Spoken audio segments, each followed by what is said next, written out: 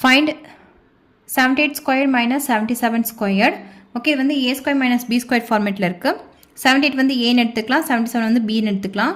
So A square minus B square equal to A plus B into A minus B. Okay, இது வந்து A, இது வந்து B. 78 plus 77 into 78 minus 77. So இதை நம்ம cut பண்ணால் 155 கிடைக்கும் into 1. So 155 into 1 155.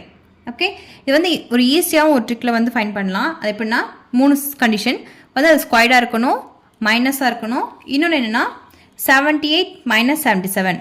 Okay, for example 34 minus 33 square இந்த மாதிரி. ஓகே, 64 ஸ்கொயர் மைனஸ் 63 ஸ்கொயர் இந்த மாதிரி கண்டிஷன் இருந்துச்சுன்னா, அதாவது ஸ்கொயர்டு இருந்து மைனஸ் இருந்து அடுத்தடுத்த நம்பர்ஸ் இருந்துச்சுன்னா, ஓகே, இந்த பேஸ் 2 ஆட் பண்ணிங்கன்னா வரது தான் ஆன்சராக இருக்கும்.